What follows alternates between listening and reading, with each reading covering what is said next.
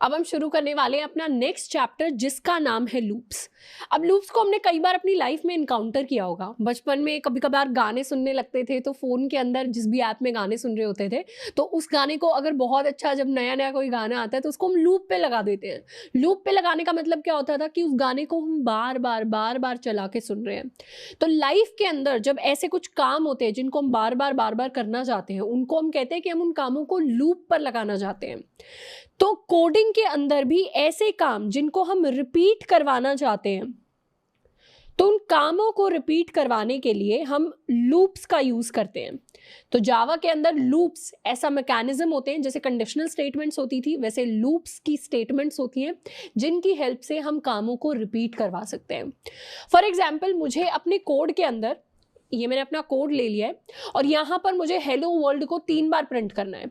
तो उसको प्रिंट करने के लिए मैं क्या करूँगी, सबसे पहले हेलो वर्ल्ड की मैं एक प्रिंट स्टेटमेंट लिखूंगी, उसके बाद दोबारा से एक और प्रिंट स्टेटमेंट जिसमें मैंने हेलो वर्ल्ड लिखा, एंड फिर तीसरी बार एक और प्रिंट स्टेटमेंट जिसमें मैंने हेलो वर्ल्ड लिखा।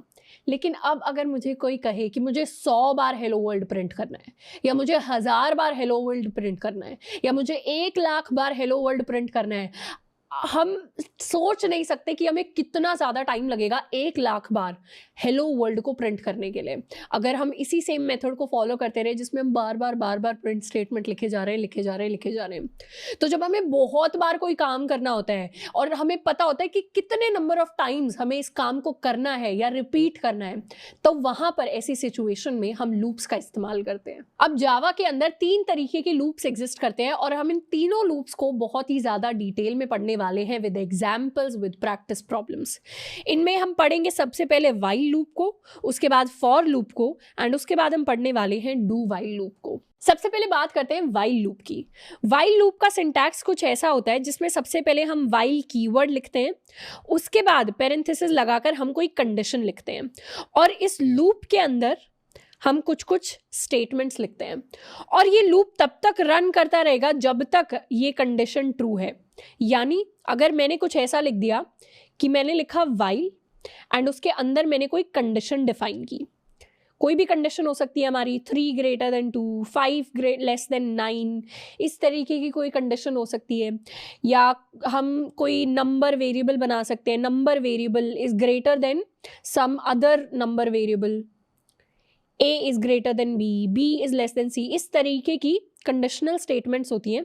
तो यहाँ पर वैसी कोई कंडीशन आएगी एंड व्हाइल के अंदर मैंने लिख दिया system.out.println हेलो वर्ल्ड।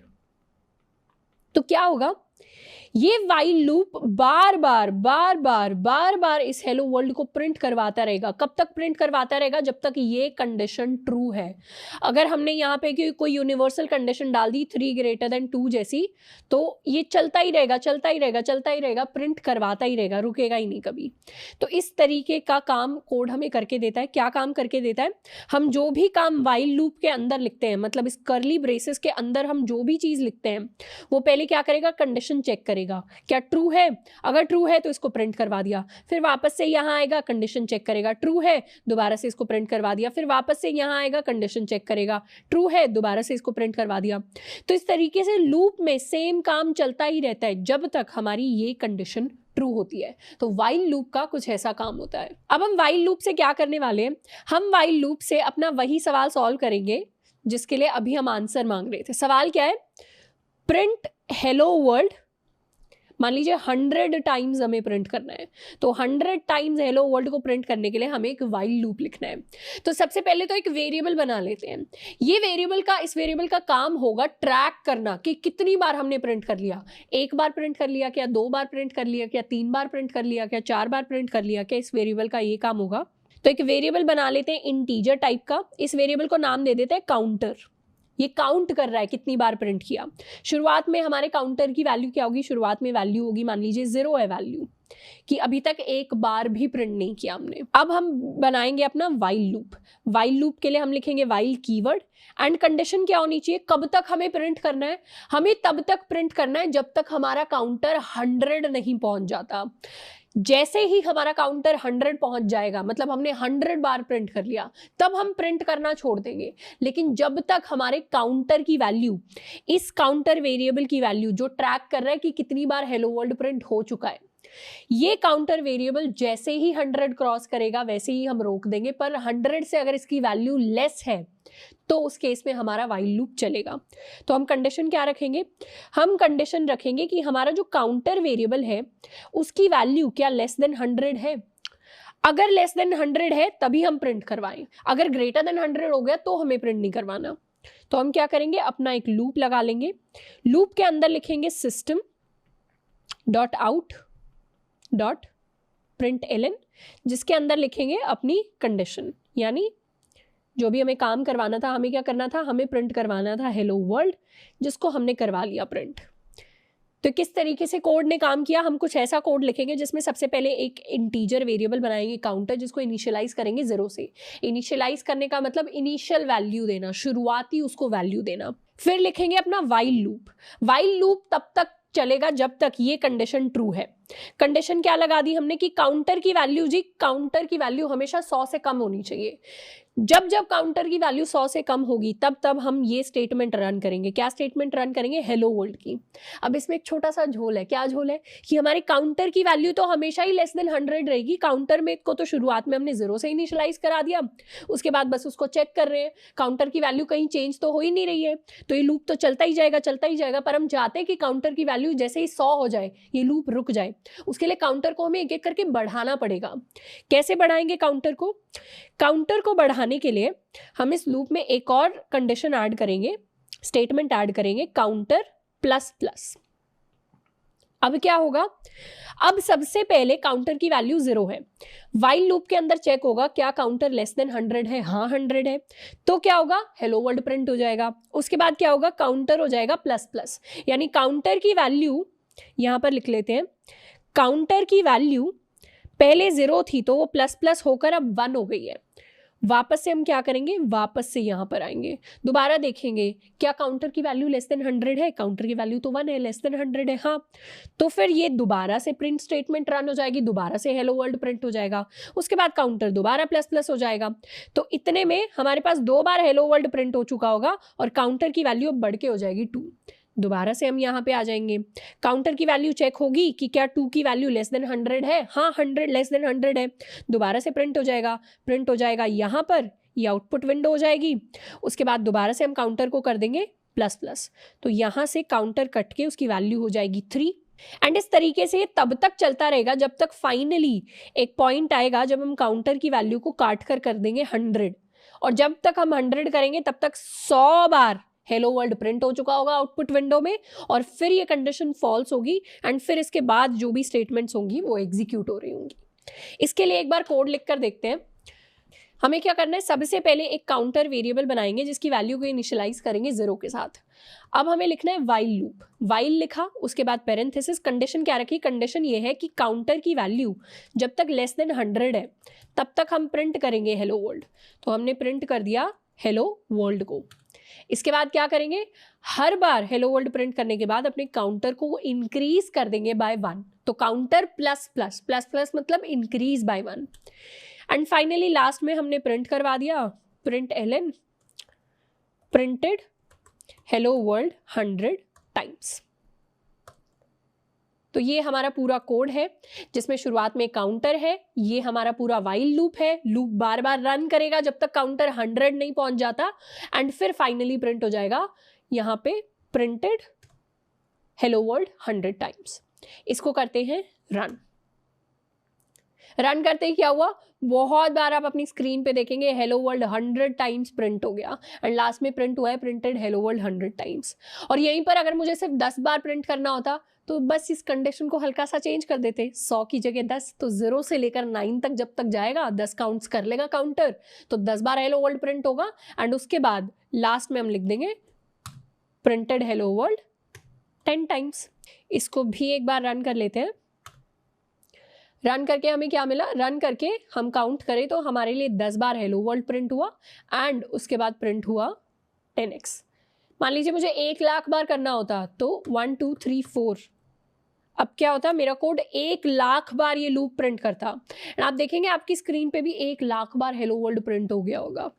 तो इतना जो हेलो वर्ल्ड को प्रिंट करना 1,00,000 इतना बड़ा जो काम हमें लग रहा था, उसको इसने 2 सेकंड में कर दिया। कितनी लाइनों में कर दिया? 1 2 3 4 5 लाइनों में 1,00,000 बार हेलो वर्ल्ड प्रिंट हो चुका है। अब एक और स्पेशल चीज लूप्स के बारे में, लूप्स के अंदर इनफाइनाइट लूप्स भी होते हैं। कैसे होते हैं इनफाइनाइट लूप्स? मान लो यहाँ पे मैं सिंपली ट्रू लिख दूं, मैंने ऐसी कोई कंडीशन लिख दी यहाँ पर जिसका आंसर हमेशा ट्रू रहता है, तो उस केस में क्या होगा? उस केस में इसने पहले ही एरर दिखा दिया, अनरीचेबल कोड। जैसे ही यहाँ पर ट्रू लिखा, ये वाइल लूप हमेशा रन ही करता रहेगा, ये कभी रुकेगा नहीं। कब रुकेगा? जब हमारे कोड की मेमोरी भर जाएगी बहुत बुरी तरह और कोड को अपने आप एरर आकर बंद होना पड़ेगा, तब ये वाइल लूप रुकेगा। तो ये लाइन कभी रन ही नहीं हो पाएगी, बाकी का कोड कभी रन ही नहीं हो पाएगा, हमेशा हम इस इनफाइनाइट लूप के अंदर फंस के रह जाएंगे। तो जब भी हम लूप्स लिखते हैं, उनके अंदर ये जरूर देख लेना है कि ऐसी कंडीशन हम कभी ना लिख रहे हो जो हमेशा ट्रू ही रह रही हो, जिसकी वजह से हमारे पास इनफाइनाइट लूप आ जाए, नेवर एंडिंग लूप आ जाए। नेक्स्ट जिस सवाल को हम करेंगे, इसका नाम है प्रिंट नंबर्स फ्रॉम 1 to 10। हमें 1 से लेकर 10 तक सारे नंबर्स को एक एक करके प्रिंट करना है, कुछ इस तरीके से। इस सवाल को कैसे करेंगे? इसको हमें करना है यूजिंग अ वाइल लूप। अब वाइल लूप में हमने क्या किया था? अभी तक एक काउंटर बनाया था, हम इसी काउंटर की हेल्प से नंबर्स को प्रिंट करेंगे। इस बार काउंटर को हम इनिशियलाइज कर देंगे 1 के साथ, तो नंबर हमारा है 1। और क्या करेंगे, अगर मेरा काउंटर यहाँ पर है और मुझे 10 तक नंबर्स प्रिंट करने हैं, तो काउंटर को एक एक करके मुझे प्लस करना पड़ेगा। 10 नंबर प्रिंट करने हैं, मतलब मुझे पता चल रहा है कि मेरे लूप को 10 बार रन करने की ज़रूरत है। हर बार मैं क्या करूँगी? अपने नंबर्स को प्रिंट करवा दूंगी। अब नंबर्स को कैसे प्रिंट करवाना है? वाइल ये जो मेरा काउंटर है, इसकी वैल्यू जब तक 10 के इक्वल नहीं हो जाती, तब तक क्या करे? तब तक मेरा लूप प्रिंट करे system.out.println। क्या प्रिंट करे? हम प्रिंट कर देंगे अपने इस काउंटर को ही। क्या किया हमने? काउंटर की वैल्यू ली 1 और काउंटर को कंडीशन दे दी वाइल लूप को कि काउंटर जब तक लेस देन या इक्वल टू 10 रहता है तभी हमारा लूप रन करेगा, बाकी टाइम रन नहीं करेगा। तो शुरुआत में काउंटर की वैल्यू क्या है? काउंटर की वैल्यू है 1। क्या ये कंडीशन ट्रू हो रही है? हाँ, ये कंडीशन ट्रू हो रही है। तो हम क्या करेंगे? इस स्टेटमेंट पर आएंगे, यहाँ से हम प्रिंट कर देंगे काउंटर की value which is going to be 1। उसके बाद हम यहाँ पर एक इंक्रीजिंग स्टेटमेंट लगाएंगे, counter plus plus. Counter plus plus पे क्या होगा? जब हम यहाँ पर आ जाएंगे, यहाँ पर आते ही हमारे काउंटर की वैल्यू हो जाएगी 1 से 2।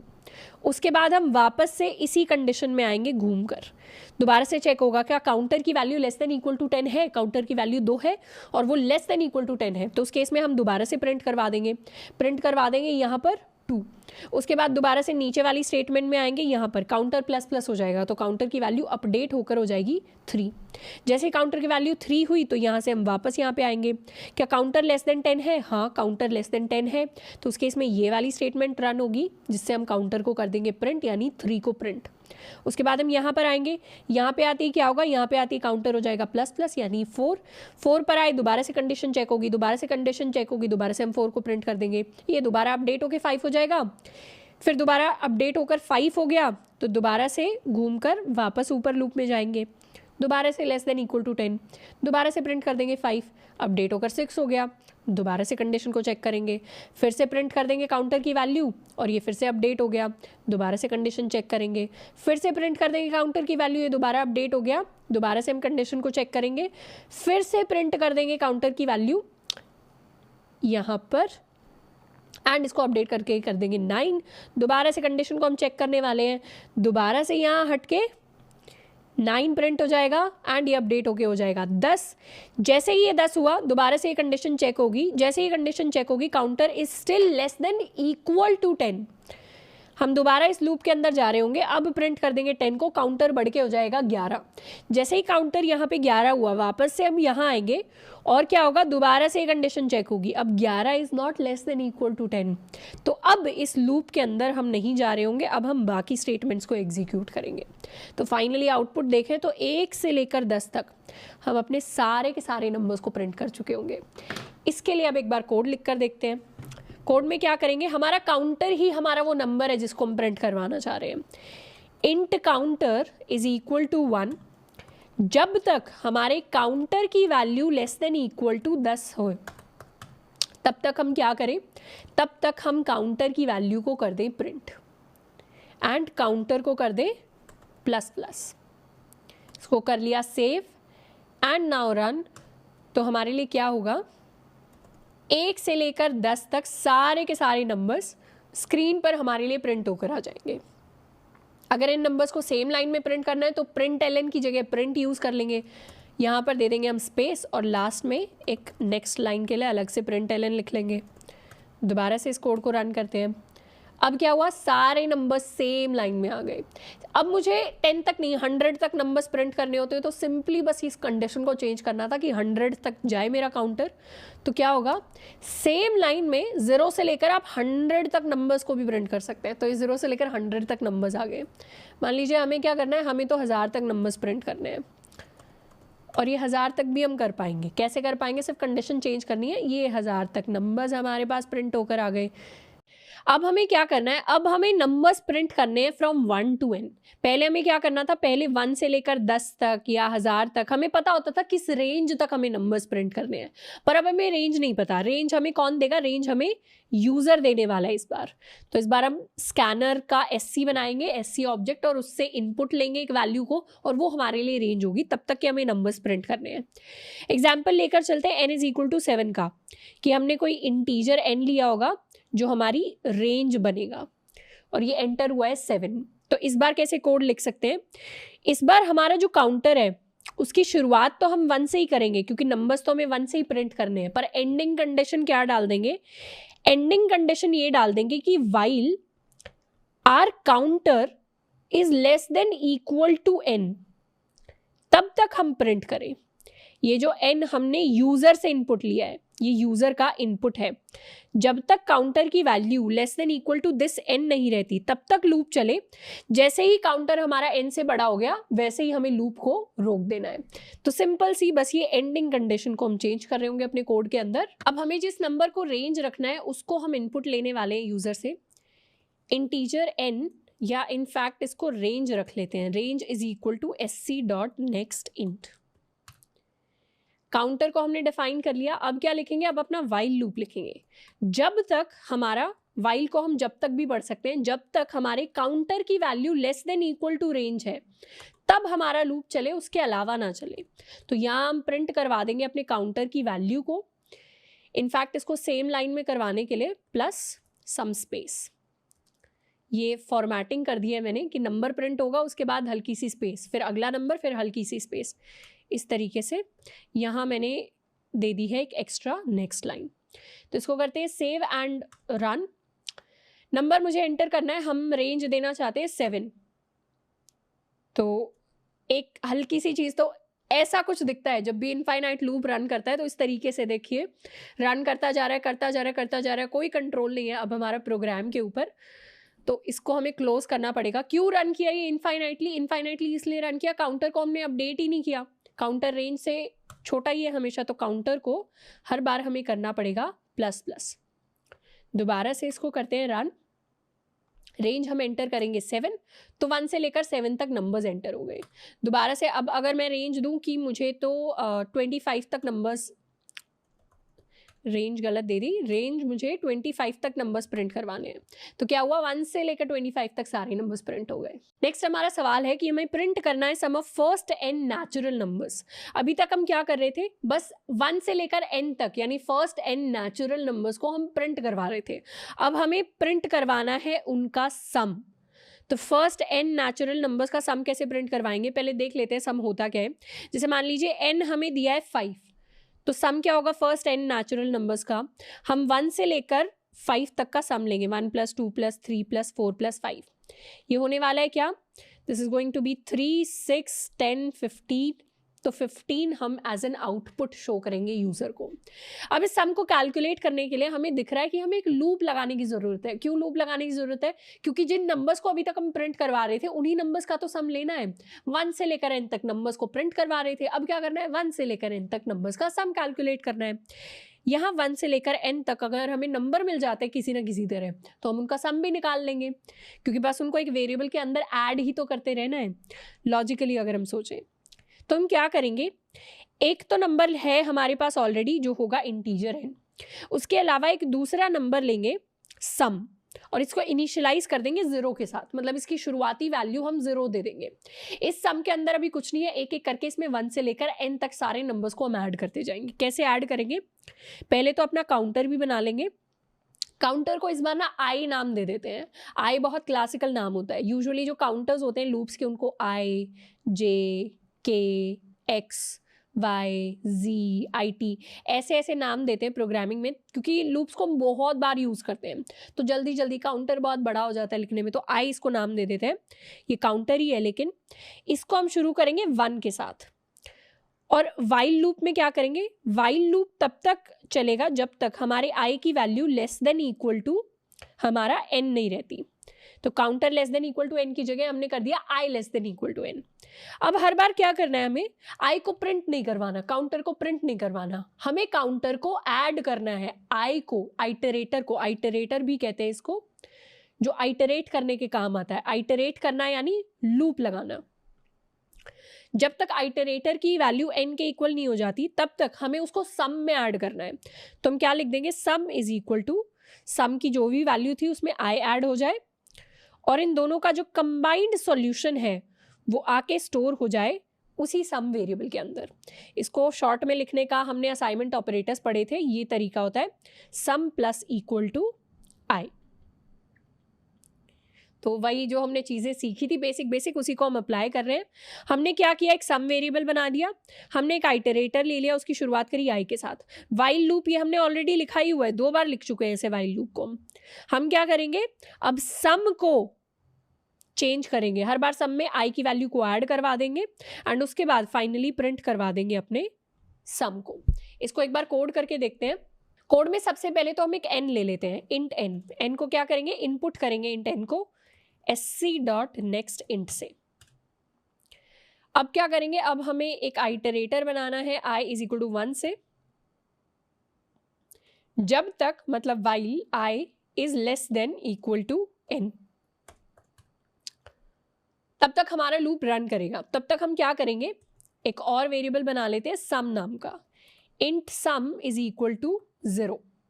तो सम में हर बार ऐड करते जाएंगे हम i की वैल्यू को, तो सम प्लस इक्वल टू i, और हर बार क्या करेंगे, फिर i को कर देंगे प्लस प्लस, और लास्ट में क्या करेंगे, i को करवा दे, अपने सम को करवा देंगे प्रिंट। यहाँ पर लिख भी देते हैं सम इज, इसको करते हैं रन, n की वैल्यू को डालते हैं 5, तो क्या हुआ, सम इज 15। अगर 4 तक सम कैलकुलेट करना होता तो वो 10 आता, तो सम इज 10। इसको एक बार ड्राई रन करके लिख लेते हैं कि हमने कोड एक्चुअली लिखा क्या। ड्राई रन करने का मतलब होता है कि अपने कोड को एनालाइज करना कि आपने लाइनें जो जो लिखी हैं उनसे क्या क्या आउटपुट निकला है। तो यहाँ पर हम ये चीज़ें हटा लेते हैं, एक और लाइन यहाँ ऐड कर लेते हैं, छोटी सी लाइन है i प्लस प्लस। इस तरीके का हमने कोड लिखा है, n में हमारे पास आ गया है 5।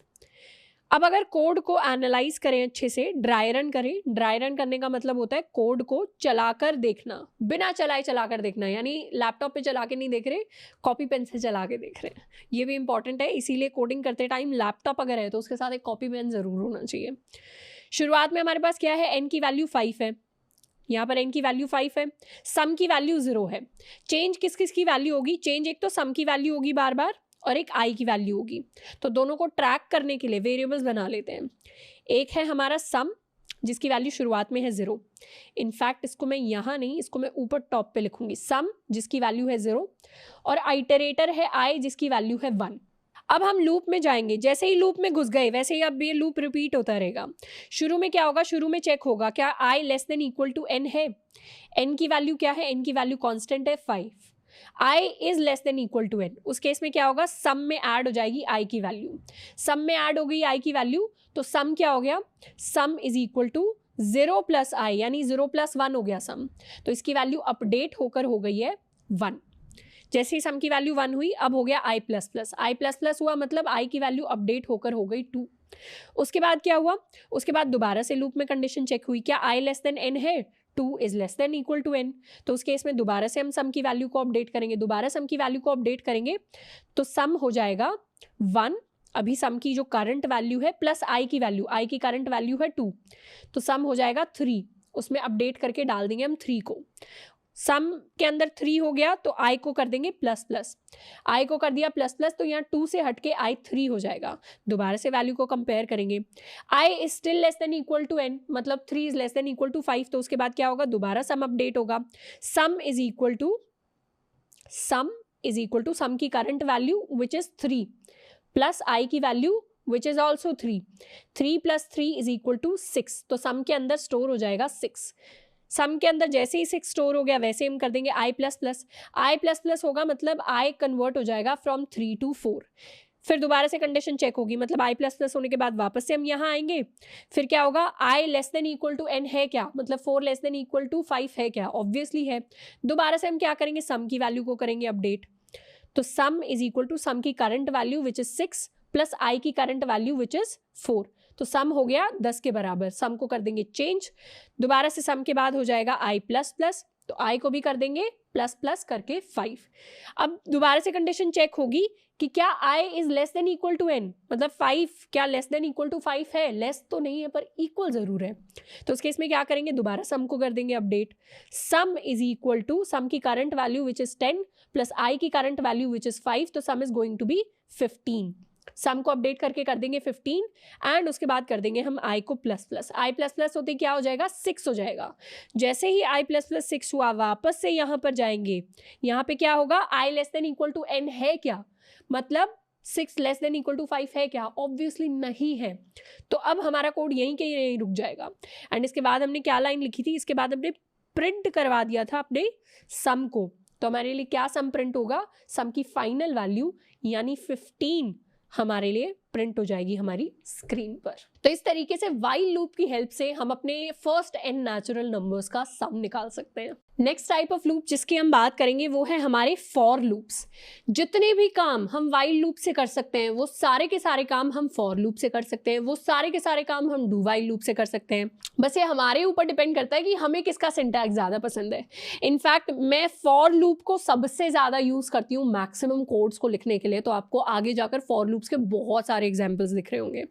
फॉर लूप का सिंटैक्स कुछ ऐसा दिखता है जिसमें सबसे पहले हम फॉर कीवर्ड लिखते हैं, उसके बाद हम क्या लिखते हैं, एक इनिशियलाइजेशन की स्टेटमेंट लिखते हैं, फिर एक कंडीशन की स्टेटमेंट लिखते हैं, फिर एक अपडेशन की स्टेटमेंट लिखते हैं।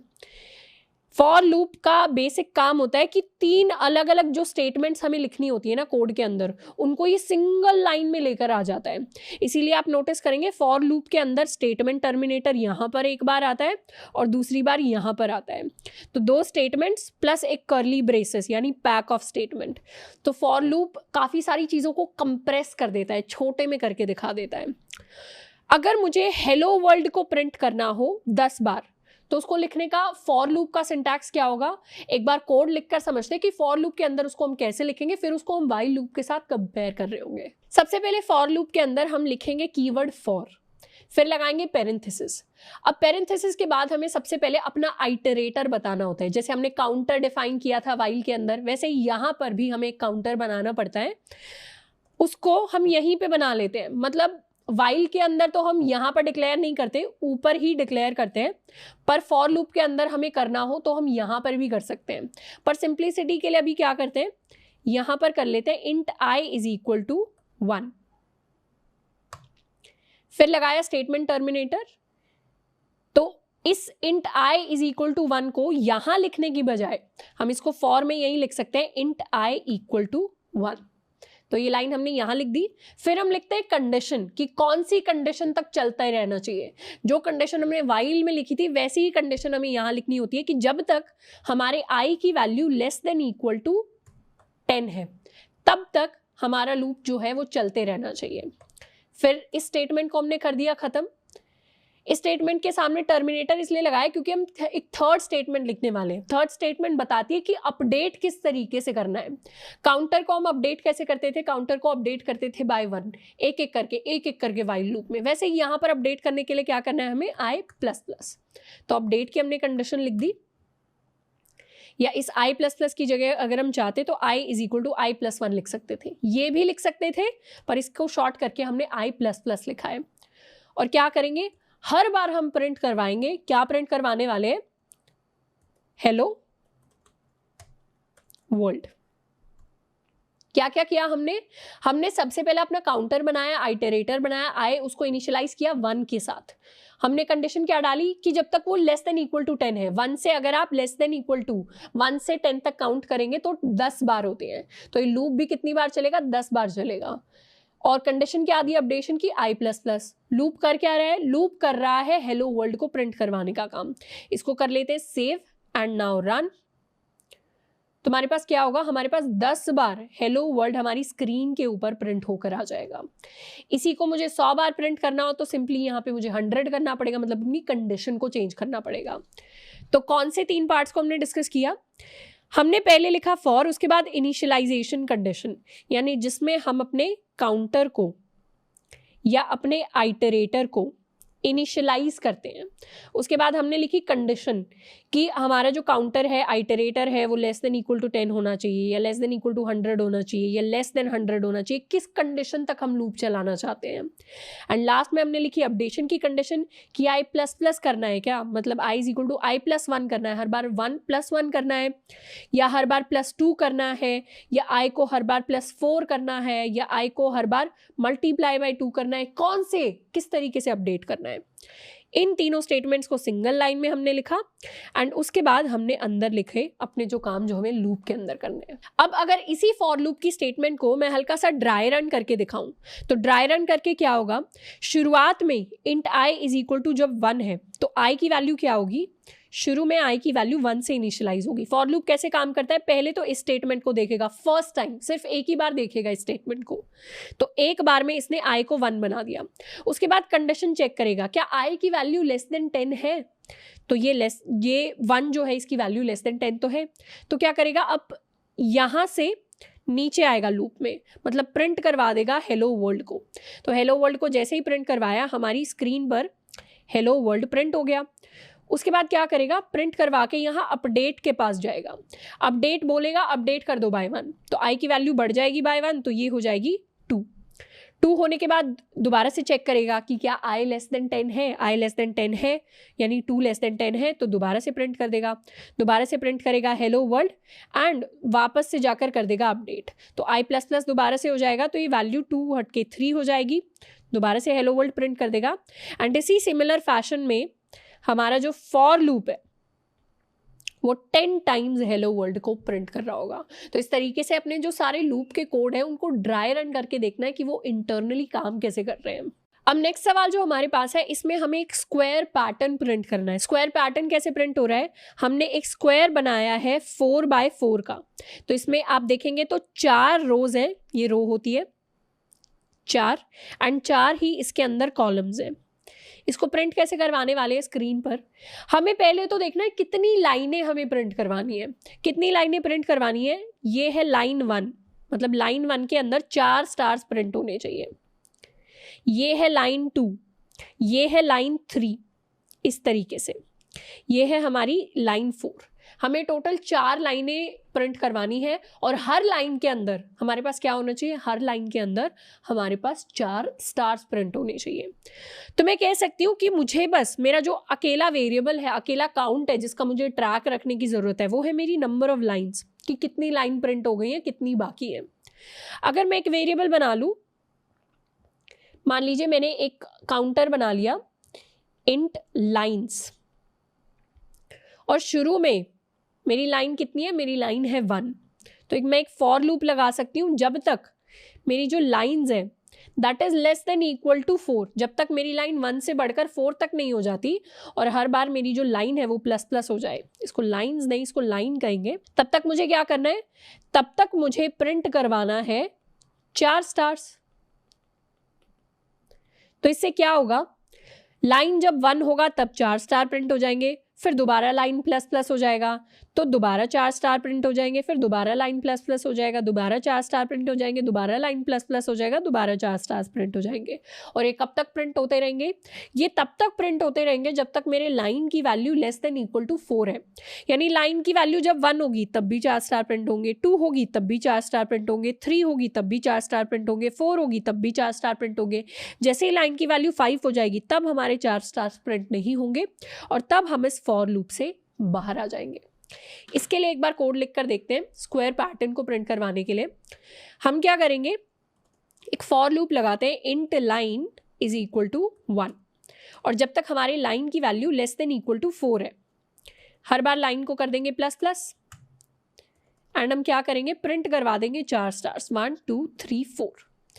इसको कर लेते हैं सेव एंड इसको करते हैं रन।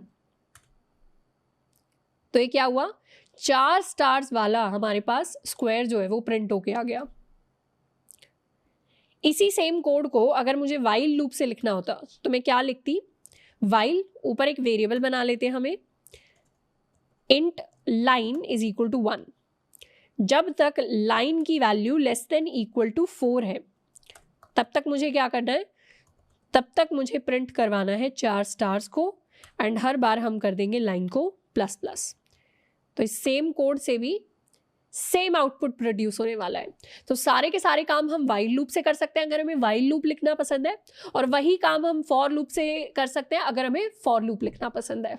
नेक्स्ट हम क्या करने वाले हैं, नेक्स्ट क्वेश्चन है print reverse of a number, यानी हमें एक नंबर गिवन होगा n और इस नंबर का हमें रिवर्स प्रिंट करना है। अगर मेरे पास नंबर गिवन है 10899 which is my birth date, तो इसका रिवर्स कैसे प्रिंट होगा, इसका रिवर्स नंबर होगा 99801। हमने क्या किया, जो नंबर जो डिजिट शुरुआत में आता था वो तो अब लास्ट में चला गया है और जो डिजिट लास्ट में आता था वो डिजिट हमारा शुरुआत में आ गया है। तो नंबर को कंप्लीटली फ्लिप करके हमें प्रिंट करवाना है। इस चीज़ को हम कैसे अचीव करेंगे, इस चीज़ को अचीव करने के लिए हम यूज़ करेंगे अपने एरिथमेटिक ऑपरेटर का। कौन से एरिथमेटिक ऑपरेटर का, मॉड्यूलो का इस्तेमाल करेंगे। किसी भी नंबर का अगर मुझे लास्ट डिजिट निकालना है तो लास्ट डिजिट मैं कैसे निकाल सकती हूँ, मान लीजिए मेरे पास कोई नंबर है 132, इस नंबर का अगर मुझे लास्ट डिजिट निकालना है तो इसको निकालने के लिए मैं क्या कर सकती हूँ, इस नंबर को अगर मैं 10 से डिवाइड कर दूं, किसी भी नंबर को अगर मैं 10 से डिवाइड कर दूं तो रिमाइंडर क्या आएगा, रिमाइंडर हमेशा उस नंबर का लास्ट डिजिट आएगा। अगर 132 को 10 से डिवाइड किया जाए तो यहाँ क्या आएगा, यहाँ आएगा 13, यहाँ से माइनस होगा 130 और रिमाइंडर क्या बचेगा, रिमाइंडर बचेगा 2 which is the last digit of 132। बहुत लॉजिकल चीज़। दोबारा एक बार समराइज कर देती हूँ, किसी भी नंबर का लास्ट डिजिट अगर हमें निकालना होता है तो उसका रिमाइंडर ले लेते हैं हम किससे डिवाइड करने के बाद, 10 से डिवाइड करने के बाद। तो इस नंबर का जो लास्ट डिजिट होगा that will be equal to n modulo 10, correct. अब मुझे क्या करना है, बार बार अपने नंबर का लास्ट डिजिट निकालना है। मैंने अगर इस नंबर का लास्ट डिजिट निकाल लिया जो कि 9 आएगा तो मैं क्या करूंगी, इस लास्ट डिजिट को मैं प्रिंट करवा दूंगी। मैंने प्रिंट करवा दिया 9 को। उसके बाद मुझे क्या करना है, उसके बाद मुझे इस नंबर को छोटा करके इस 9 को यहाँ से हटाना है। इस 9 को यहाँ से कैसे हटा सकते हैं, अगेन इसको 10 से डिवाइड करके। अगर मैं इस नंबर को 10 से डिवाइड कर दूं, किसी भी नंबर के लास्ट डिजिट को हटाने का तरीका ये होता है कि उसको 10 से डिवाइड कर दो। अगर नंबर 10 होगा और वो 10 से डिवाइड हो जाए तो आंसर आएगा 1, इसका 0 हट गया। अगर नंबर 53 है, इसको 10 से डिवाइड कर दो, आंसर क्या आया 5, इसका 3 हट गया। तो किसी भी नंबर का लास्ट डिजिट अगर हटाना हो तो उसको 10 से डिवाइड कर दो, अगर चाहिए हो वो नंबर तो उसका रिमाइंडर ले लो। बहुत दो लॉजिकल चीज़ें। पहला लॉजिकल केस हमने क्या बनाया, अगर लास्ट डिजिट चाहिए किसी भी नंबर का तो नंबर मॉड्यूलो 10, और अगर रिमूव करना है लास्ट डिजिट किसी भी नंबर का तो तो क्या करना है, नंबर डिवाइडेड बाय 10। तो जो भी चीज़ रिटर्न होगी, जो भी नंबर रिटर्न होगा उसमें लास्ट डिजिट होगा ही नहीं। तो हमें हर बार क्या करना है, पहले मैं इस नंबर का लास्ट डिजिट निकाल लूंगी, उसको मैं करवा दूंगी प्रिंट। उसके बाद इस नंबर से मुझे इसके लास्ट डिजिट को हटाना है, तो मैं कर दूंगी n is equal to n divided by 10। इससे क्या हुआ, नंबर का लास्ट डिजिट अब हट गया और नंबर में क्या सेव्ड हुआ, यहाँ पे आते ही इस नंबर में सेव हो गया है 1089, इसका 9 हट जाएगा। उसके बाद मैं क्या करूंगी, दोबारा से इसका लास्ट डिजिट निकालूंगी। अब ये नंबर हो गया 1089, 1089 का लास्ट डिजिट क्या निकलेगा, ये निकलेगा 9। मैं दोबारा से 9 को प्रिंट करूंगी एंड दोबारा से यहाँ पर आके इसका लास्ट डिजिट को अब मैं हटा दूंगी। लास्ट डिजिट को हटा दिया तो ये नंबर अब बन जाएगा 108। फिर दोबारा से ऊपर आऊंगी, यहाँ पे आके दोबारा से इसके लास्ट डिजिट को निकालूंगी। लास्ट डिजिट कैसे निकलेगा, लास्ट डिजिट मॉड्यूलो लेकर निकलेगा बाय 10, लास्ट डिजिट है 8। तो 8 को मैंने निकाला और 8 को मैंने करवा दिया प्रिंट।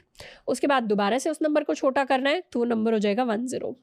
अब दोबारा से इसका लास्ट डिजिट निकालना है, लास्ट डिजिट निकाला मॉड्यूलो, तो वो क्या आया, वो आया मेरे पास 0। दोबारा से इस नंबर को छोटा करना है तो लास्ट में आया 1। अब 1 का लास्ट डिजिट क्या है, 1 का लास्ट डिजिट 1 ही है, तो मॉड्यूलो 10 करेंगे तो 1 ही आएगा। तो यहाँ पे हम प्रिंट करवा देंगे 1। दोबारा से क्या करेंगे, 1 को डिवाइड कर देंगे बाय 10। जैसे ही 1 10 से डिवाइड होगा वैसे ही क्या आएगा, वैसे ही 0 आ जाएगा।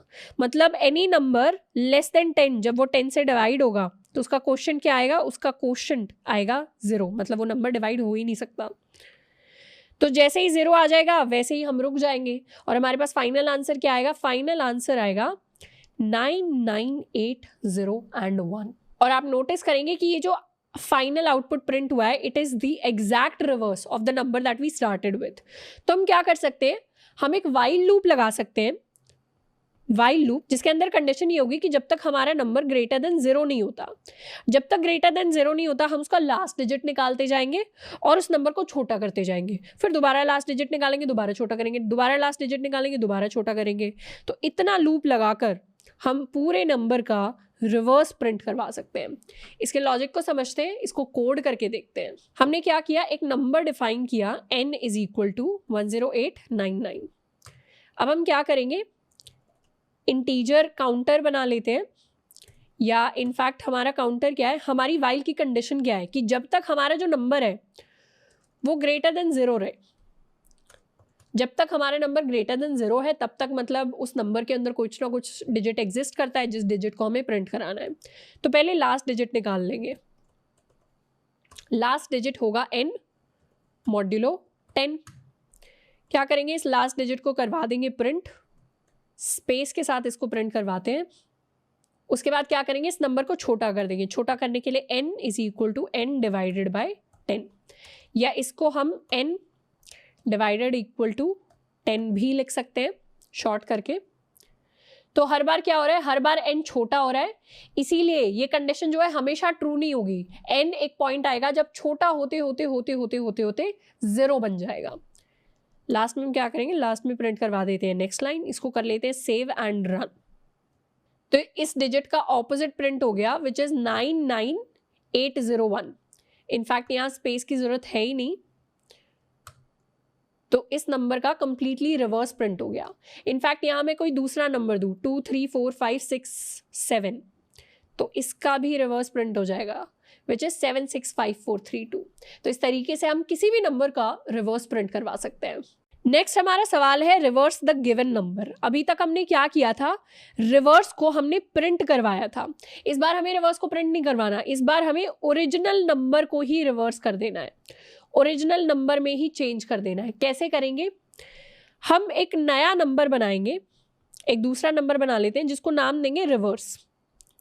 इसके अंदर हम रिवर्स को सेव करने वाले हैं, हमें किसी ना किसी तरीके से रिवर्स को सेव करना है। कैसे सेव करेंगे, सेम लूप लगाएंगे। सबसे पहले लास्ट डिजिट निकालेंगे, 9 को हमने निकाल लिया, तो वो रिवर्स नंबर कैसे बनेगा, रिवर्स नंबर में हर बार हम जो लास्ट डिजिट निकाल रहे थे उस लास्ट डिजिट को लिखने के लिए हम लिखेंगे reverse is equal to reverse multiplied by 10 plus last digit. ये जो लास्ट डिजिट निकलेगा इसको हमारे इस रिवर्स नंबर का लास्ट डिजिट बनना है। तो हमें ये वाली लाइन जो है वो हेल्प कर रही होगी। हमने एक नया नंबर बनाया है रिवर्स, जिसके अंदर हर बार हम पुराने नंबर का लास्ट डिजिट निकाल कर उसे इस नंबर का लास्ट डिजिट बना देंगे। कैसे बनाएंगे उसको एक बार स्टेप बाय स्टेप थोड़ा सा एनालाइज करते हैं। हमने लिया एक नंबर रिवर्स जो शुरुआत में है 0। इसके अलावा हमारे पास लास्ट डिजिट हम हर बार निकालना जानते हैं। सबसे पहले हमने लास्ट डिजिट निकाला 9। जैसे ही हमने 9 निकाला तो हम रिवर्स के साथ क्या करेंगे, हमें फॉर्मूला क्या यूज़ करना है, reverse is equal to reverse multiplied by 10 plus last digit. तो इस फॉर्मूले को यूज़ करते हुए हम रिवर्स की वैल्यू को क्या करेंगे, 0 multiplied by 0 plus last digit क्या आया 9। तो रिवर्स की वैल्यू हो गई 9 के इक्वल। अब यहाँ से n हमारा चेंज होकर हो जाएगा 1089, क्योंकि एक उससे कम हो जाएगा। अब दोबारा से हम लास्ट डिजिट निकालेंगे, इसका लास्ट डिजिट निकलेगा 9। तो दोबारा से यहाँ पे सेम फॉर्मूला अप्लाई करेंगे, रिवर्स में 0, इस बार रिवर्स की वैल्यू है 9 के इक्वल। तो 9 मल्टीप्लाइड बाय 10 प्लस ये वाला 9, it is equal to 90 plus 9 is equal to 99। अब n को दोबारा से चेंज करके हम कर देंगे 108। अब इसमें लास्ट डिजिट निकलेगा हमारे पास 8 को कैसे यूज़ करेंगे, यहाँ पे same formula, reverse is equal to 99 multiplied by 10, क्योंकि अब रिवर्स की वैल्यू है 99 plus last digit which is 8। तो ये हो जाएगा 990 प्लस 8 इज इक्वल टू 998। आप देख रहे होंगे अभी तक यहाँ 998 क्रिएट हुआ है। यहाँ से पीछे से हमने शुरू किया है तो 9 ऐड कर दिया, 9 ऐड कर दिया, 8 ऐड कर दिया, लास्ट को निकाल के पहले ऐड कर दिया, फिर सेकंड लास्ट को निकाल के सेकंड पे ऐड कर दिया, थर्ड लास्ट को निकाल के थर्ड पे ऐड कर दिया। ये स्ट्रैटेजी हम यूज कर रहे हैं।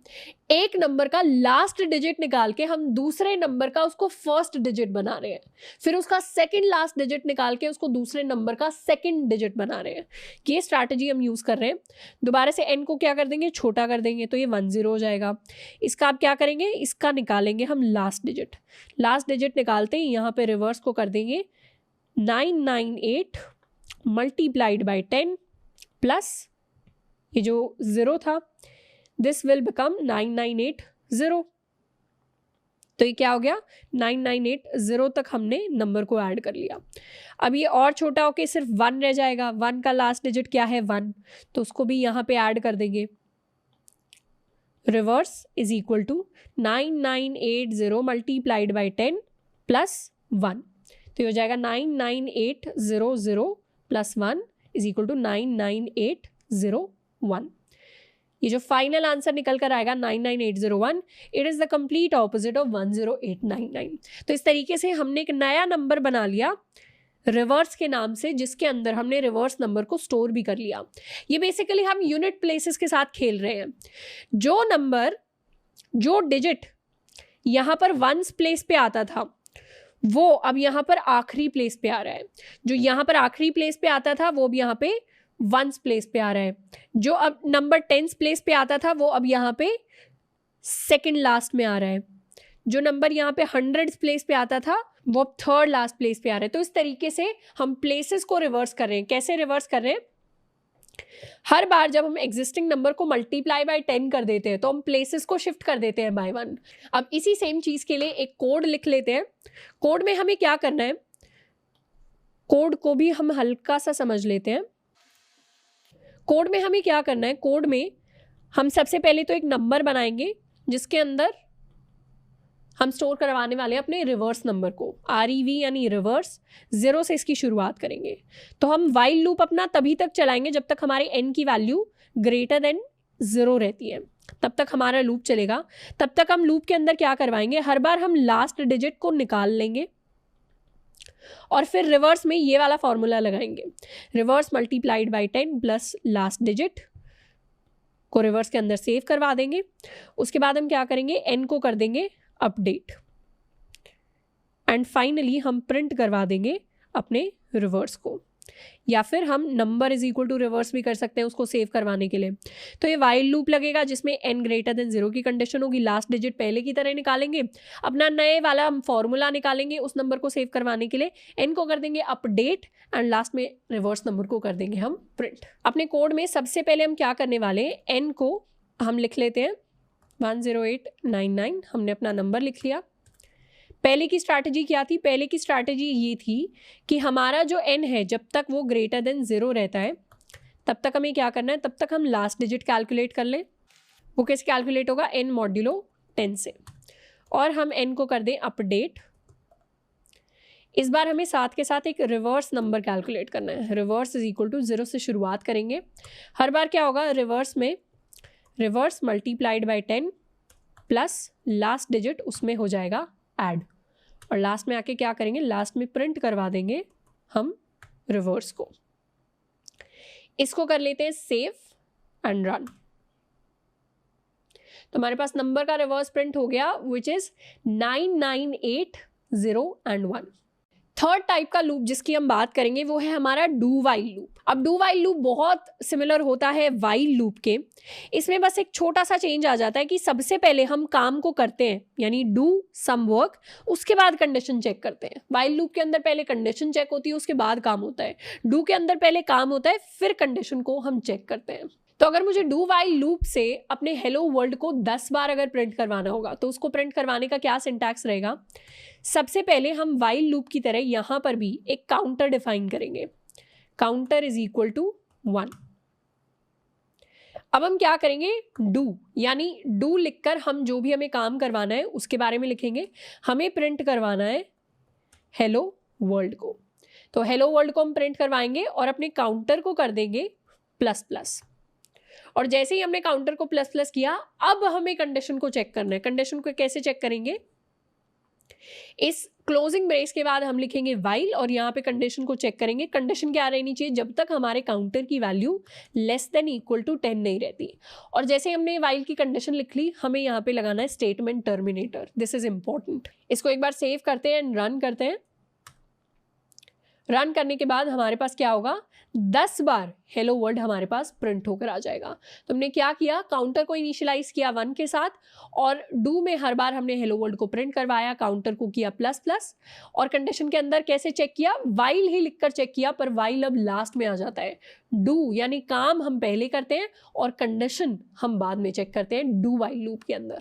अब लूप्स के साथ साथ एसोसिएटेड 2 स्पेशल कीवर्ड्स होते हैं, एक होता है हमारा ब्रेक कीवर्ड या ब्रेक स्टेटमेंट और एक होता है कंटिन्यू। इन दोनों को पढ़ना बहुत इंपॉर्टेंट होता है जब भी हम लूप्स को पढ़ रहे हैं। सबसे पहले बात करते हैं ब्रेक स्टेटमेंट की। ब्रेक स्टेटमेंट का इस्तेमाल होता है किसी भी लूप से एग्जिट करने के लिए। आपको अगर लगता है कि इस लूप से अब मुझे निकल जाना चाहिए, एक ऐसी कंडीशन के ट्रू होते ही जब आपको कभी भी लूप से निकलना हो तो हम वहां पे क्या लिख देते हैं, हम वहां पे लिख देते हैं ब्रेक। ये वही ब्रेक है जो हमने स्विच स्टेटमेंट में लिखा था। स्विच में एक केस ट्रू हो गया, अब मुझे स्विच स्टेटमेंट से बाहर निकलना है, इसको एग्जिट करना है, तो मैं क्या लिख दूं, मैं ब्रेक लिख दूं। वैसा ही ब्रेक हम लूप्स में भी लिख सकते हैं। अगर मान लीजिए मेरे पास एक ऐसा सवाल है जिसमें मुझे बोला जाता है कि 1 से लेकर 5 तक मुझे नंबर्स को प्रिंट करना है, और जैसे ही 3 नंबर प्रिंट हो जाए या जैसे ही नंबर मेरा 3 हो जाए वैसे ही मैं क्या कर दूं, लूप से एग्जिट कर जाऊं। तो इसको मैं कैसे लिख रही होंगी, इसको मैं कोड में ऐसे ही लिख रही होंगी कि 1 से लेकर 5 तक नंबर्स को प्रिंट करवाने के लिए मैंने लिखा int i is equal to 1, i less than equal to 5, i plus plus. अब मुझे करवाना है नंबर्स को प्रिंट, तो मैंने यहाँ पे प्रिंट करवा दिया अपने i को, पर जैसे ही मेरे i की वैल्यू 3 के इक्वल हो जाए, मैंने एक इफ स्टेटमेंट लिख दी है फॉर के अंदर, फॉर लूप के अंदर मैंने एक कंडीशन को चेक करने की कोशिश की है इफ की हेल्प से। अगर मेरे i की वैल्यू 3 के इक्वल आ जाती है तो मुझे क्या करना है, मुझे करना है ब्रेक। ब्रेक यानी मैं इस पूरे फॉर लूप से बाहर आ जाऊंगी। बाहर आके क्या करूंगी, बाहर आके प्रिंट करवा दूंगी I am out of the loop. इसको सेव करके एक बार रन करूं तो मेरा आउटपुट क्या आएगा, पहले इस कोड ने क्या किया, पहले इस लूप ने प्रिंट करवाया 1, फिर प्रिंट करवाया 2, जैसे ही 3 प्रिंट करवाने गया मैं क्या कर गई, ब्रेक कर गई।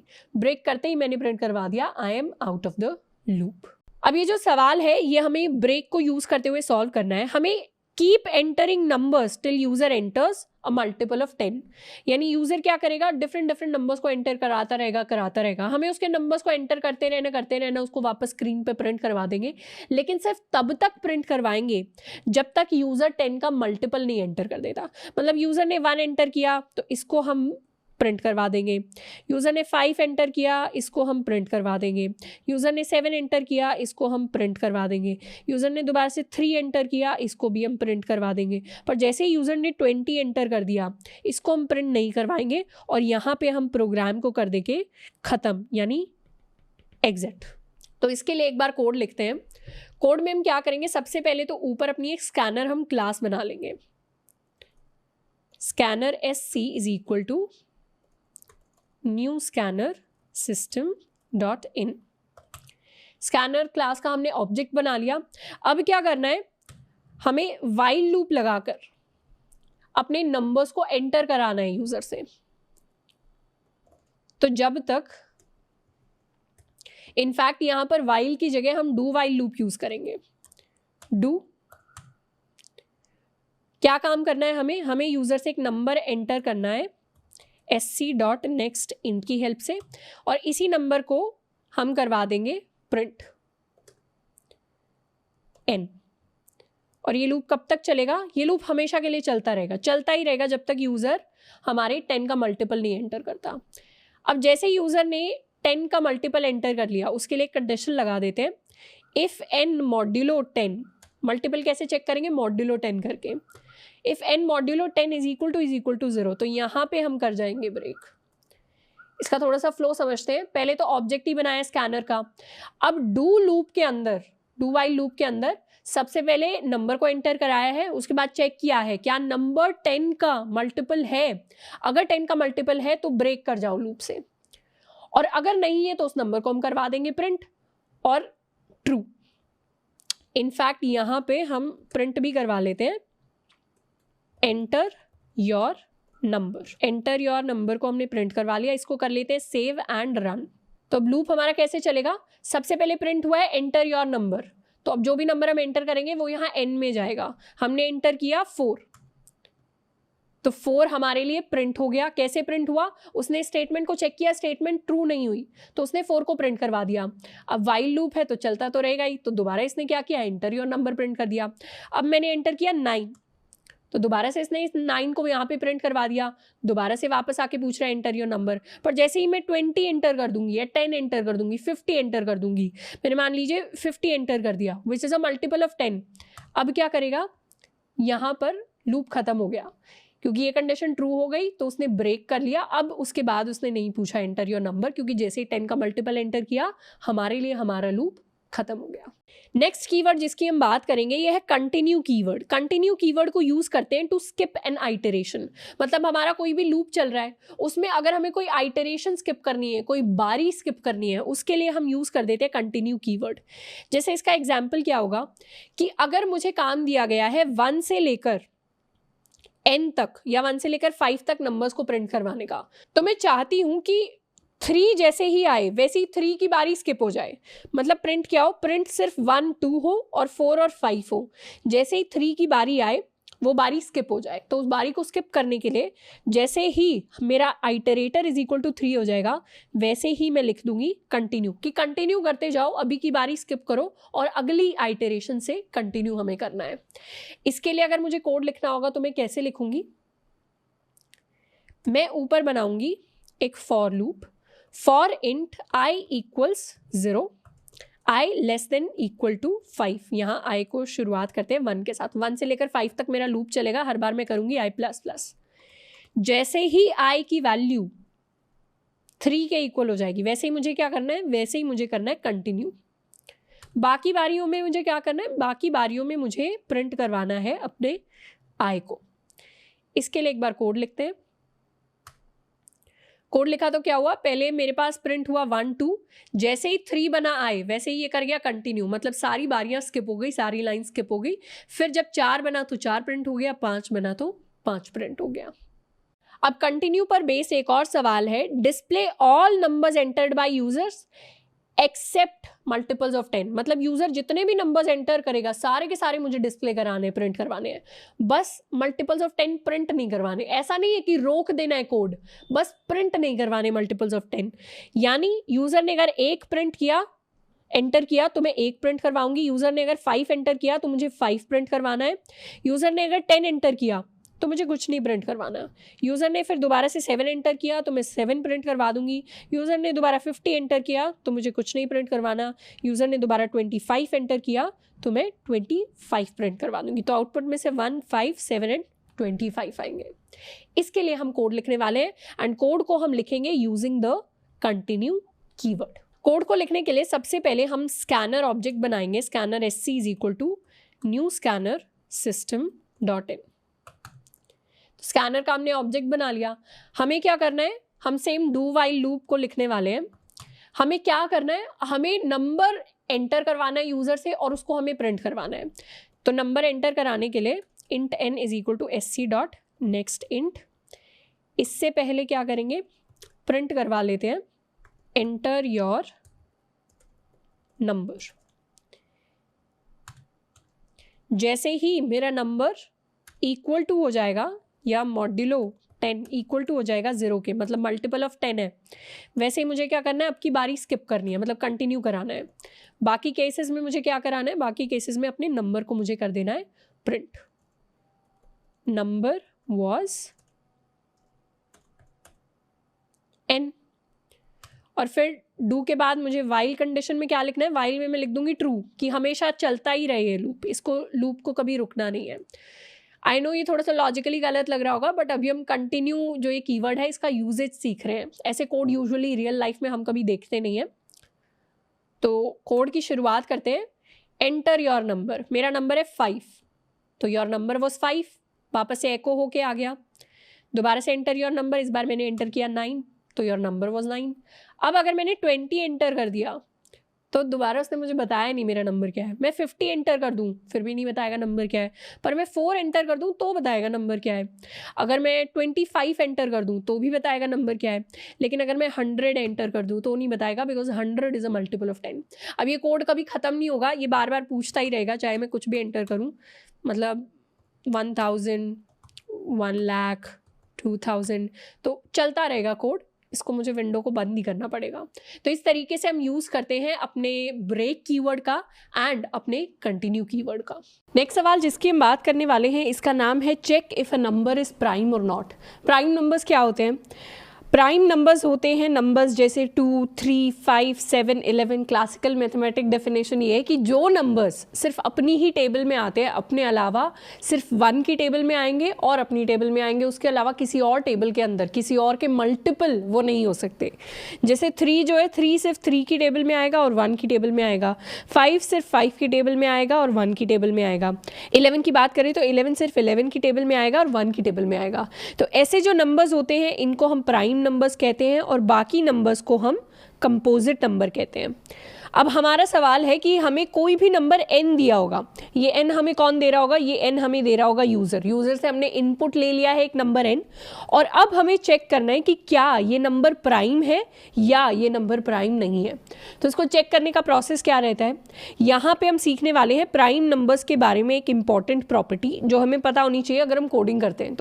तो प्राइम नंबर्स की एक इंपॉर्टेंट प्रॉपर्टी ये होती है कि उनका अगर हम मैक्सिमम पॉसिबल कौन सी टेबल में एक नंबर आ सकता है अगर वो प्राइम नंबर नहीं है। अगर एक नंबर को 2 नंबर्स के मल्टीपल्स की फॉर्म में लिखा जाए, मतलब कोई भी नंबर n है, अगर मुझे उसको लिखना है n is equal to a multiplied by b, तो यहाँ पे क्या होता है, a और b की बहुत सारी वैल्यूज हो सकती हैं। जैसे अगर मैं 4 की बात करूँ, 4 को मैं क्या लिख सकती हूँ, 4 को मैं लिख सकती हूँ 1 मल्टीप्लाइड बाई 4, फिर लिख सकती हूँ 2 मल्टीप्लाइड बाई 2, फिर लिख सकती हूँ 4 मल्टीप्लाइड बाई 1। तो ये सारे पॉसिबल कॉम्बिनेशन होंगे 4 के लिए। अगर मैं 6 की बात करूँ तो 6 के लिए मैं क्या लिख सकती हूँ, 6 के लिए मैं लिख सकती हूँ 1 multiplied by 6, 2 multiplied by 3, 3 multiplied by 2 and 6 multiplied by 1। तो ये सारे पॉसिबल कॉम्बिनेशंस हो गए 6 के लिए।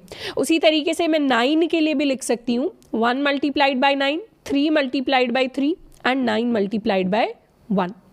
तो डिफरेंट कॉम्बिनेशंस आते हैं हर नंबर के लिए। अब जो प्राइम नंबर्स होते हैं, प्राइम नंबर्स के लिए लॉजिकली सोचें तो प्राइम नंबर्स किस किस के मल्टीपल हो सकते हैं? एक तो खुद के मल्टीपल्स हो सकते हैं और एक 1 के मल्टीपल हो सकते हैं। तो प्राइम नंबर के लिए ए और बी क्या होगा? अगर नंबर n है तो n को हम एक्सप्रेस कर सकते हैं as 1 multiplied by n and n multiplied by 1। बस यही दो पॉसिबल कॉम्बिनेशंस आएंगे। जैसे अगर मैं 2 की बात करूं तो 2 को लिख सकते हैं 1 multiplied bye 2 and 2 multiplied by 1। यहाँ पे 7 की बात करूँ तो 7 को लिख सकते हैं 1 multiplied bye 7 and 7 multiplied by 1। तो इसी सेम प्रॉपर्टी का हम यूज करेंगे। प्रॉपर्टी ये कहती है कि जो कंपोजिट नंबर्स होते हैं, जो प्राइम नंबर्स नहीं होते, उनके मल्टीपल्स में 2 से ज्यादा आ रहे होते हैं। अब हम कैसे चेक करें कि किसी नंबर के लिए जो मल्टीपल्स हैं 1 और वो नंबर उसके अलावा भी उसके लिए और मल्टीपल्स एग्जिस्ट करते हैं क्या? उसको चेक करने का सिंपल तरीका ये होगा कि आप मैक्सिमम मल्टीपल्स देख लीजिए जो रिपीट नहीं करते, यूनिक होते हैं। जैसे 4 के लिए यूनिक मल्टीपल क्या है? 1 इसका मल्टीपल है, 2 इसका मल्टीपल है एंड 4 इसका मल्टीपल है। रिपीटेशन कहाँ से शुरू होगा? रिपीटेशन शुरू होगा यहाँ से।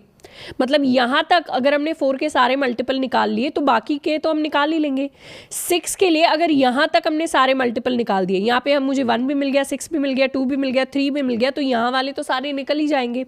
9 के लिए अगर मैंने यहाँ तक के मल्टीपल निकाल लिए तो मुझे ये वाले सारे मल्टीपल्स मिल ही जाएंगे। क्योंकि क्या होता है, मल्टीपल्स अगर हम असेंडिंग ऑर्डर में अरेंज करें तो ऊपर वाले मल्टीपल्स हमेशा रिपीट ही होते हैं नीचे। इसका एक और मैं थोड़ा सा इलैबोरेट एग्जाम्पल दूं। अगर मैं बात करूं 12 की, तो 12 के लिए हम क्या लिख सकते हैं? 1 multiplied bye 12, 2 multiplied by 6, 3 multiplied by 4, उसके बाद मैं लिख सकती हूँ 4 multiplied by 3, 6 multiplied by 2 and 12 multiplied by 1। अब यहाँ पे 12 के लिए अगर मैंने इतने मल्टीपल्स ढूंढ लिए तो यहाँ पे सारे यूनिक मल्टीपल्स कवर हो गए हैं, तो उसके बाद वाले तो मुझे ऑटोमेटिकली मिल ही जाएंगे। तो किसी नंबर के लिए मुझे बस एक मल्टीपल ढूंढना है और वो मुझे कहाँ तक ढूंढना है? उस नंबर के हाफ तक ढूंढना है। अब ये हाफ कहने का क्या मतलब है? मतलब मुझे कैसे पता चले कि मुझे बस यहीं तक ढूंढना है, या मुझे बस यहीं तक ढूंढना है, या मुझे बस यहीं तक ढूंढना है? इसको ढूंढने का ये तरीका होता है कि एक नंबर के लिए मैक्सिमम पॉसिबल उसके मल्टीपल्स की इंडिविजुअल वैल्यू क्या हो सकती है। किसी भी नंबर को एक्सप्रेस करने का तरीका क्या है? n is equal to under root n multiplied by under root n। ये हर n के लिए ट्रू होगा। तो मैं क्या करूं? अंडर रूट n तक मैं चेक कर लूं। 1 से लेकर अंडर रूट n तक मैंने चेक कर लिया, तो उसके बाद वाले तो सारे रिपीट ही होंगे। जैसे जैसे इस n की वैल्यू बढ़ेगी वैसे वैसे इस n की वैल्यू कम होगी, और दोनों की वैल्यू मैक्सिमम किस पॉइंट पर होगी? जब जो पॉइंट सबसे नियरेस्ट होगा अंडर रूट n के। जैसे यहाँ पर क्या हो रहा है, शुरू वाला जो नंबर है a वो बढ़ता जा रहा है और बाद वाला नंबर जो है b वो कम होता जा रहा है। सेम चीज की बात करें तो 6 में ये नंबर a बढ़ता जा रहा है, ये नंबर a कम होता जा रहा है। 9 की बात करें तो ये नंबर a बढ़ता जा रहा है, ये नंबर a कम होता जा रहा है। 12 की बात करूं तो ये नंबर a बढ़ता जा रहा है, ये नंबर b कम होता जा रहा है। उसी तरीके से अगर मुझे कोई भी नंबर लिखना है n is equal to a multiplied by b, तो इसमें ये a उसके मल्टीपल्स में बढ़ता जाएगा और b कम होता जाएगा। और ये दोनों मैक्सिमम किस पॉइंट पे होंगे? मैक्सिमम इस पॉइंट पे होंगे जब under root n multiplied by under root n की कंडीशन आएगी। तो मुझे क्या करना है? बस n के मल्टीपल्स में चेक कर लूँ। कहाँ तक चेक कर लूँ? अंडर रूट n तक। अगर अंडर रूट n तक कोई ऐसा नंबर मुझे मिल जाता है जो अंडर रूट n से मल्टीप्लाई होके मुझे n दे देता है, तो उस पॉइंट पर क्या होगा? उस पॉइंट पर मुझे पता चल जाएगा कि अगर ऐसा नंबर एग्जिस्ट करता है तो वो प्राइम नंबर नहीं है मेरा n, और अगर ऐसा नंबर एग्जिस्ट नहीं करता तो मेरा n एक प्राइम नंबर है। इस पूरे पॉइंट को मैं एक बार समराइज कर देती हूँ ताकि हम अच्छे से लॉजिकली सारी चीज़ को लिख पाएं अपने कोड के अंदर। इसको कुछ इस तरीके से सिंप्लीफाई करके लिख सकते हैं कि कोई भी नंबर n, इसको मैं क्या कह सकती हूँ कि ये दो फैक्टर्स का मल्टीप्लिकेशन है। मतलब मैंने a को b से डिवाइड किया तो मेरे पास n आ जाएगा। अपनी ही खुशी के लिए कह देते हैं कि मैंने i को b से मल्टीप्लाई किया तो n आ जाएगा। इस a को ही मैंने i कह दिया है और कुछ नहीं है। ऐसा कुछ होता है हर n के लिए। अब मुझे क्या करना है? मुझे पता करना है कि मेरा n प्राइम है या नहीं है। अगर प्राइम होगा तो ये कंडीशन एग्जिस्ट ही नहीं करेगी जिसमें मेरा i जो है 1 और n ना हो। लेकिन अगर प्राइम नहीं हुआ, कंपोजिट नंबर हुआ, तो उस केस में ये कंडीशन कहीं ना कहीं एग्जिस्ट करेगी। तो मुझे कहाँ तक मल्टीपल ढूंढने हैं? मुझे n के मल्टीपल ढूंढने हैं फ्रॉम 2 टू n-1, कि 2 से लेकर n-1 के बीच में उसका कोई मल्टीपल मिल जाए। अगर 12 का मुझे चेक करना है 12 प्राइम है या नहीं है, तो मैं क्या करूंगी? 2 से लेकर 11 के बीच में चेक कर लूंगी कि कोई ऐसा नंबर है जो इसका फैक्टर है। मतलब जिसे 12 कंप्लीटली डिवाइड कर देता है। जैसे अगर 12 के लिए मैंने अभी फैक्टर्स बताए थे, वो थे 1 multiplied bye 12, 2 multiplied by 6, 3 multiplied by 4, 4 multiplied by 3, 6 multiplied by 2 and 12 multiplied by 1। अब ये सारे के सारे नंबर्स कैसे हैं? 12 1 को कंप्लीटली डिवाइड करता है, तो मतलब 12 मॉड्यूलो 1 मेरा 0 होता है। उसके बाद 12 की बात करें तो 12 मॉड्यूलो 12 भी कंप्लीटली 0 होता है। 2 की बात करें तो 12 मॉड्यूलो 2 भी कंप्लीटली 0 होता है। 6 की बात करें तो 12 मॉड्यूलो 6 भी कंप्लीटली 0 होता है। 3 की बात करूँ तो 12 मॉड्यूलो 3 भी 0 होता है। ये सारे रिमाइंडर 0 देंगे। 12 मल्टीप्लाइड बाय 4 मुझे क्या रिमाइंडर देगा? 0 देगा। एंड इसके बाद वाले तो सारे रिपीट ही हो रहे हैं। तो मुझे क्या करना है? अगर मैं चेक कर लूँ 2 से लेकर 11 तक ऐसा कोई नंबर है जो उसके साथ डिवाइड करके, जो 12 के साथ डिवाइड करके, ये 12 मेरा n है, ये कोई मैंने लूप चला दिया जो 2 से लेकर 11 तक चलता है। क्या ऐसा कोई नंबर एग्जिस्ट करता है जो 12 से डिवाइड करके मुझे 0 दे दे एज रिमाइंडर? अगर ऐसा कोई नंबर एग्जिस्ट करता है तो मतलब 12 के फैक्टर्स एग्जिस्ट करते हैं 2 से 11 के बीच में। नहीं तो वो नंबर क्या है? वो एक प्राइम नंबर है। तो इससे मैंने क्या किया? इससे मैंने एक इंपॉर्टेंट सीख सीखी। क्या इंपॉर्टेंट सीख सीखी? कि मुझे कोड के अंदर एक लूप चलाना है। एक लूप चलाना है जो शुरू होगा int i is equal to 2 से, और ये कहाँ तक जाएगा? ये लूप जाएगा i less than equal to n-1 तक, और हर बार क्या होगा? i प्लस प्लस होगा। और मैं हर i के लिए चेक कर लूँगी कि क्या हर i के लिए मेरा n मॉड्यूलो i मुझे 0 दे रहा है। जहाँ पर ये n मॉड्यूलो i 0 हो गया, इसका मतलब n क्या है? n is equal to i multiplied by some number b। इस i से तो डिवाइड होता ही है n, साथ के साथ कोई नंबर b भी एग्जिस्ट करता होगा जिससे ये डिवाइड होता होगा। और अगर ऐसा नहीं हुआ, मतलब ये कंडीशन कभी भी ट्रू नहीं हुई, तो उस केस में मेरा नंबर क्या है? मेरा नंबर एक प्राइम नंबर है। तो सबसे पहले इसके लिए कोड लिख कर देखते हैं। कोड में क्या होगा? कोड में हम सबसे पहले एक स्कैनर क्लास बना लेते हैं, न्यू स्कैनर सिस्टम डॉट इन। उसके बाद एक इंटीजर n ले लेते हैं यूज़र से इनपुट लेकर, sc डॉट नेक्स्ट इंट। मुझे क्या करना है? मुझे चेक करना है कि मेरा नंबर प्राइम है या नहीं है। तो एक बूलियन में ले लेती हूँ, बूलियन वेरिएबल इज प्राइम। इसकी वैल्यू जो है, शुरुआत में मैंने अज्यूम कर लिया है कि मेरा जो नंबर है वो एक प्राइम नंबर है। तो मैंने लूप चलाया for int i equals to i less than equal to n-1 i plus plus. और इसमें मुझे क्या करना है? इसमें मुझे चेक करना है कि किसी भी पॉइंट पर n मॉड्यूलो i क्या 0 हो जाएगा, मतलब n i को क्या कंप्लीटली डिवाइड करके रिमाइंडर मुझे 0 दे देगा। अगर दे देगा तो मेरा नंबर प्राइम नहीं है, तो मैं इस प्राइम को कर दूंगी फॉल्स। पहले इसके अंदर ट्रू वैल्यू थी, अब इसके अंदर फॉल्स वैल्यू आ गई है, क्योंकि इस कंडीशन से मुझे पता चला, क्या पता चला? n is a multiple of i, जहां पर i नॉट इक्वल टू 1 और n। मतलब n एक ऐसे नंबर का मल्टीपल है जो ना कि 1 है ना n है। तो मतलब n एक ऐसे नंबर से डिवाइड हो जाता है जो ना 1 है ना वो नंबर n खुद है। इसका मतलब n is a composite number, not a prime number. जैसे ही n नॉट प्राइम आ गया तो ये लूप आगे भी चलता जाएगा। लास्ट में हम क्या करेंगे? चेक कर लेंगे if is prime equal to true. अगर मेरे इज प्राइम की वैल्यू ट्रू है तो मैं क्या कर दूं? तो मुझे प्रिंट करना है n इज प्राइम। एल्स मुझे क्या करना है? एल्स उसकी वैल्यू फॉल्स है, तो इस केस में मैं प्रिंट कर दूंगी n इज नॉट प्राइम। इसको कर लेते हैं सेव। एक बार दोबारा मैं रिकैप दे देती हूँ सिचुएशन का। n एक नंबर हमने इनपुट लिया यूजर से। मैंने क्या किया? एक बूलियन वेरिएबल बनाया ट्रैक करने के लिए नंबर मेरा प्राइम है या नहीं है। शुरुआत में मैंने अज्यूम किया कि मेरा नंबर प्राइम है। उसके बाद मैंने क्या किया? एक लूप चलाया 2 से लेकर n-1 तक। हर टाइम पर चेक किया कि क्या मेरा नंबर इस नंबर से डिवाइड हो रहा है, इस नंबर से डिवाइड हो रहा है, इस नंबर से डिवाइड हो रहा है। तो n जहां पर i को डिवाइड कर देगा, मतलब n modulo i is equal to 0 जिस भी पॉइंट पर आ जाएगा, वहां पर मेरा नंबर प्राइम नहीं एक कंपोजिट नंबर बन जाएगा। लास्ट में मैंने चेक कर लिया, अगर अभी भी इस प्राइम ट्रू है, मतलब ये कंडीशन कभी ट्रू हुई ही नहीं, तो उस केस में मेरा नंबर n प्राइम है, नहीं तो मेरा नंबर n प्राइम नहीं है। अब इस केस में एक चीज हमने कवर नहीं की कि जब n की वैल्यू 2 है, n की वैल्यू 2 है तो यहाँ पर ट्रू हो जाएगा, तो उस केस में तो प्राइम ही होगा ना। तो यहाँ हम ऊपर एक स्पेशल कंडीशन लगा देंगे, इफ n इक्वल टू 2, उस केस में तो हमें हमेशा प्रिंट करना है n इज प्राइम।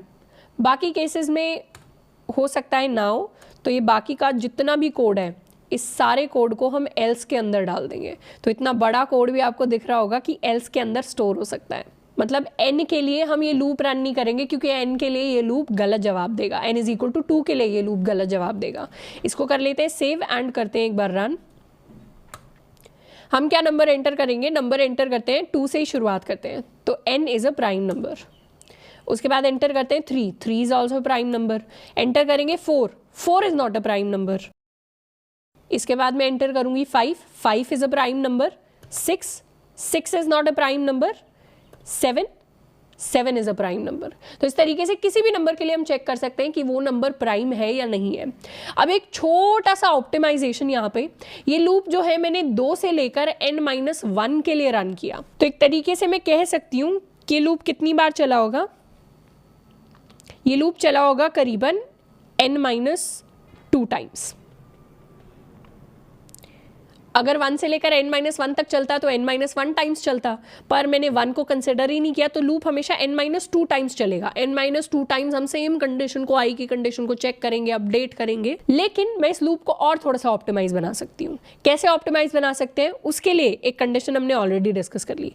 12 का फिर से मैं एग्जाम्पल लूंगी। 12 को हम लिख सकते हैं 1 into 12, 2 into 6, 3 into 4, 4 into 3, 6 into 2 and 12 into 1।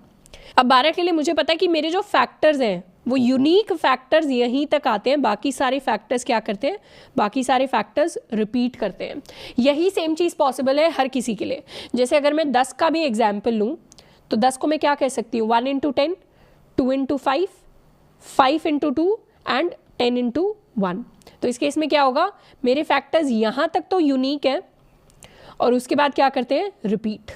और ये रिपीट वाली कंडीशन क्या है, कहाँ पर रिपीट करना शुरू करते हैं, वहाँ पर रिपीट करना शुरू करते हैं जब दोनों फैक्टर्स की मैक्सिमम वैल्यू रीच कर जाती है। मतलब इसकी अभी मैक्सिमम वैल्यू है, इसकी अभी मैक्सिमम वैल्यू है, इसके बाद इसकी वैल्यू बढ़ेगी और इसकी वैल्यू कम होनी शुरू हो जाएगी। इसकी वैल्यू बढ़ेगी और इसकी वैल्यू कम होनी शुरू हो जाएगी जब सेकेंड फैक्टर की वैल्यू, तो वो कंडीशन आती है जब हमारा n is equal to √n into √n के सबसे नियरेस्ट पॉइंट पे होता है। तो इससे मुझे ये ऑप्टिमाइजेशन सीखने को मिली कि मेरा जो लूप है उसको मुझे रन करने की ज़रूरत है from i is equal to 2 to √n। तो जब मेरा i is less than equal to √n हो जाए, ये अगर मेरी कंडीशन हो, ये अगर मेरी टर्मिनेशन कंडीशन हो, तो मुझे लूप √n तक ही रन करना है, जिसकी वजह से मेरा जो लूप है वो अब n-2 टाइम्स नहीं √n टाइम्स चलेगा। और आप किसी भी n के लिए चेक कर लें। आप जब बड़े नंबर्स के लिए चेक करेंगे, बड़े नंबर्स जैसे मेरा नंबर 6 हो गया, 7 हो गया, 1 लाख हो गया, जब हम इतने बड़े नंबर्स के लिए चेक करेंगे तो हमेशा जो मेरा √n होगा that is going to be less than equal to n-2। एक पॉइंट आता है, छोटे नंबर्स में तो इतना टाइम मैटर नहीं करता। जब आप 1 लाख के लिए चेक करेंगे वो प्राइम है या नहीं, 5 लाख के लिए चेक करेंगे वो प्राइम है या नहीं, तब ये टाइम मैटर करेगा। तब n-2 बहुत बड़ा टाइम हो जाएगा और तब √n बहुत छोटा टाइम होगा उसके कंपैरिजन में। तो हमने क्या किया, अपने कोड को ऑप्टिमाइज बना दिया, छोटे नंबर्स के लिए नहीं, बड़े नंबर्स के लिए। तो एक बार अपने कोड को हल्का सा हम चेंज कर लेते हैं √n के लिए। अब √n कैसे लिखे कोडिंग के अंदर, इसके लिए मैं स्पेशल ट्रिक बनाती हूँ। इसके अंदर जावा यूटिलिटी पैकेज के अंदर एक मैथ नाम की क्लास होती है। तो हम क्या लिखेंगे, उस मैथ क्लास को यूज़ करेंगे math.sqrt। उसके अंदर बनाएंगे पेरेंथेसिस, अंदर लिख देंगे n। तो ये क्या करेगा, ये मुझे दे देगा square root of number n। इसको हम स्पेशल एक लेक्चर के अंदर पढ़ रहे होंगे, अभी इसके डिटेल में नहीं जाएंगे। तो जब भी किसी नंबर का रूट निकालना है सिंपली लिखना है math.sqrt_n। इसको कर लेते हैं सेव एंड नाउ इसको दोबारा रन करके देखते हैं, कोड को देखते हैं अब सही आंसर आता है क्या। मैंने एंटर किया 3, 3 is prime, 4, 4 is not prime, 5, इसको दोबारा से एक बार, फिर मैंने एंटर किया 4, 4 इज नॉट प्राइम, फिर मैंने एंटर किया 5, 5 इज प्राइम। अब मान लीजिए मैं चेक कर रही हूँ for number 100, 100 is not a prime number. और अब मैं चेक करूँ for 113, 113 is a prime number. तो ये मेरा कोड बिल्कुल सही चल रहा है। मुझे क्या करना था, मुझे बस चेक करना है कि 2 से लेकर √n तक क्या कोई ऐसा नंबर एग्जिस्ट करता है जो मेरे नंबर n को कंप्लीटली डिवाइड करता है। अगर ऐसा नंबर एग्जिस्ट करता है तो मेरा n जो है वो प्राइम नंबर नहीं है, कंपोजिट नंबर है, वरना मेरा n एक प्राइम नंबर है। अब ये सवाल जो है हल्का सा ओवरवेलमिंग लग रहा होगा, हल्का सा हमें मुश्किल लग रहा होगा, बट उसके बारे में टेंशन नहीं लेनी। ऐसे सवालों को तो हम बहुत सारे सवालों को निपटाते जाएंगे। अभी क्योंकि बिगिनिंग स्टेज है, अगर हमें लॉजिक में थोड़ा बहुत भी क्लैरिटी नहीं आ रही है तो एक बार हम रिपीट करके दोबारा से लेक्चर को देख सकते हैं। नहीं तो अभी के लिए हम सिंपल सा लॉजिक याद रख सकते हैं कि 2 से लेकर √n तक हमें कंडीशन जो है, अपना लूप जो है उसे रन करना है।